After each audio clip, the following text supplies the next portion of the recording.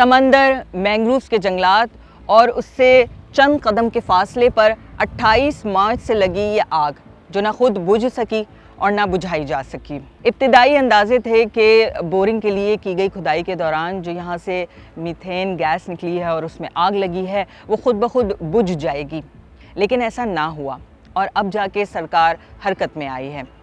वज़ारत तवानाई ने इस आग को बुझाने और इसकी वजूहात जानने के लिए एक कमेटी तश्कील दी है। कमेटी ने क्या इक़दामात लिए हैं इसका ज़िक्र बाद में करेंगे, लेकिन पहले जो यहाँ कोरंगी क्रीक में आग की जो इब्तिदाई रिपोर्ट है जिसे पब्लिक नहीं किया गया उसका ज़िक्र ज़रूरी है। उसमें बताया गया है कि यहाँ से जो बायोजेनिक मीथेन गैस निकली है उसमें टॉक्सिक कंपाउंड्स परमिसिबल लेवल से ज़्यादा हैं जो इंसानी सेहत के लिए ख़तरनाक हो सकते हैं। माहिरीन ने तशवीश ज़ाहिर की है और उनका कहना है कि इस सिलसिले में मज़ीद तहकीक की जानी चाहिए।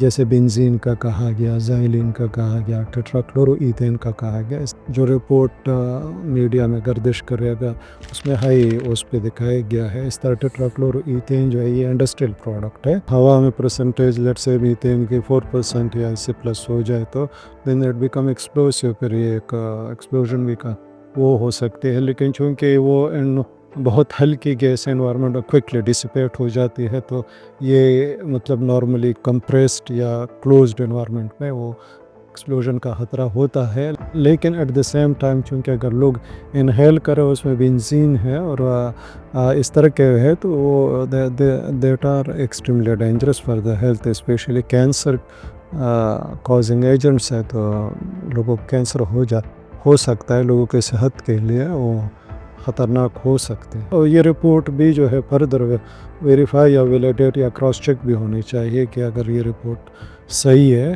तो फिर इन पे एक प्रॉपर जो है रिसर्च होनी चाहिए कि सोर्स आइडेंटिफाई हो जाए ताकि फ्यूचर में फिर ये प्रिवेंट हो।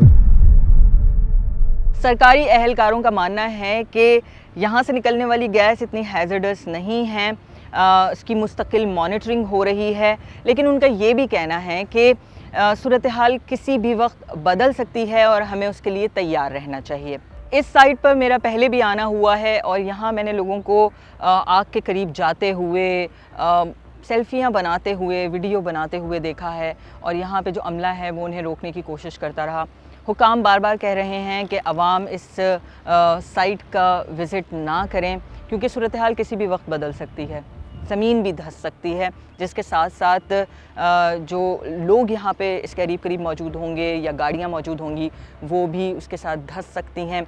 स्टैटिक करंट अगर लग जाए तो कोई हादसा भी पेश आ सकता है। वज़ारत तवानाई ने जो तकनीकी कमेटी तश्कील दी है उसमें मुतल्लिका इदारों के सीनियर अफसरान शामिल हैं जो बताते हैं कि कोरंगी क्रीक में इस आग को बुझाने के लिए सिंगापुर में एक अमरीकी फ़र्म से राब्ते किए गए हैं। पाकिस्तान में भी 2-3 कंपनियां ये सर्विस प्रोवाइड करती हैं जो अंदाज़े लगा रही हैं कि इस जगह की भराई के लिए कितनी मड दरकार होगी। माहिरीन बताते हैं कि इस तरह के काम के लिए जो मड इस्तेमाल होती है वो आम मड नहीं होती, बल्कि मड इंजीनियरिंग के ज़रिए इसे लैब में तैयार किया जाता है और इसे स्पेशलाइज्ड कंपनियां ही तैयार करती हैं। वज़ारत तवानाई की तश्कील करदा तकनीकी कमेटी के जो कन्वीनर हैं सिकंदर मेमन, उन्होंने नुक्ता पाकिस्तान से बात करते हुए कहा कि पहले मरहले में सर्विस कंपनी जो है वो यहाँ साइट का जायज़ा लेगी, उसको मॉनिटर करेगी और उसके बाद यहाँ पे हाई प्रेशर पंप्स लगाए जाएंगे और आग बुझाने का काम शुरू हो सकेगा। क्या ये वीडियो आपको अच्छी लगी? अभी सब्सक्राइब करें और बेल आइकन पे क्लिक करें। उन्होंने कहा कि ये कोई कम ज़ख़ीरा या रिज़र्व नहीं है। उन्होंने एतराफ़ किया कि इब्तिदा में उन्हें भी लगा कि एक कोई छोटा सा पॉकेट है जो जल्द ख़त्म होकर ख़ुद ब खुद बुझ जाएगा। उन्होंने बताया कि दूसरे मरहले में आग लगने की वजूहात का पता लगाया जाएगा।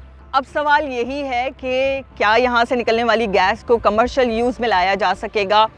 क्या इससे पाकिस्तान और ख़ास तौर पर कराची के शहरियों को कोई फ़ायदा हो सकेगा?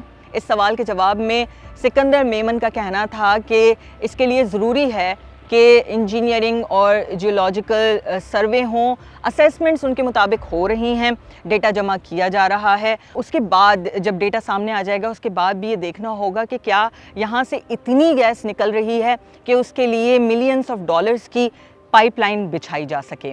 کورنگی کریک میں میتھین گیس کے حالیہ دھماکے نے کراچی کے ساحلی علاقوں میں بڑھتے خطرات کی ایک واضح وارننگ دی ہے، جہاں تیزی سے رہائشی اور تجارتی منصوبے بنائے جا رہے ہیں۔